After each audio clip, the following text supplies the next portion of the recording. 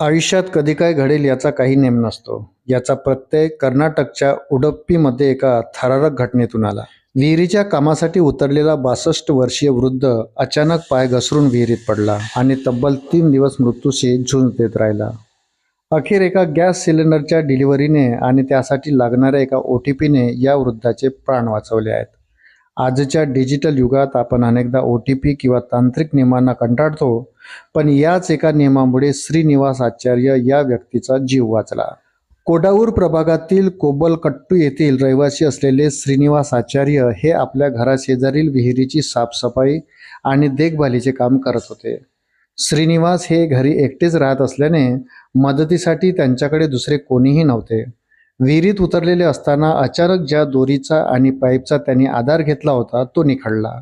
तोल गेल्यामुळे आचार्य थेट विहिरीच्या खोल पाण्यात कोसळले. सुदैवाने पडल्यानंतर त्यांनी विहिरीतील एका पाईपला घट्ट पकडून ठेवले. मात्र विहीर खोल असल्याने आणि आसपास वस्ती विरळ असल्याने त्यांना वर येणे शक्य झाले नाही. विहिरीत अडकलेल्या श्रीनिवास यांनी मदतीसाठी ओरडून आवाज देण्याचा प्रयत्न केला, मात्र त्यांचा आवाजही कोणापर्यंत पोहोचू शकला नाही.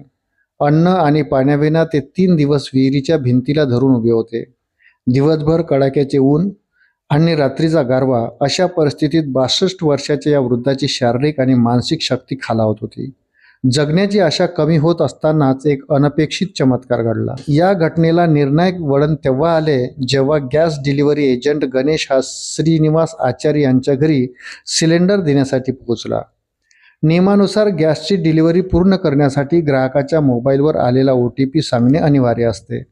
गणेशने वारंवार श्रीनिवास यांना हाक मारली, परंतु आतून काहीच प्रतिसाद मिळाला नाही. त्यांच्या मोबाईलवर फोन केला असता तो घरातच वाजत होता. सामान्यतः अशा वेळी डिलिव्हरी बॉय सिलेंडर परत घेऊन जातात, पण गणेशला काहीतरी अघटित घडल्याची शंका आली. त्याने आजूबाजूच्या लोकांशी संपर्क साधला आणि परिसरात शोध घेण्यास सुरुवात केली. शोध घेत असतानाच विहिरीतून कोणीतरी ओरडत असल्याचं त्याच्या लक्षात आलं. विहिरीत डोकावून पाहिले असता श्रीनिवास आचार्य हे पाईपला धरून मदतीची वाट पाहत असल्याचे दिसले. स्थानिकांनी तातडीने अग्निशमन दलाला पाचारण केले.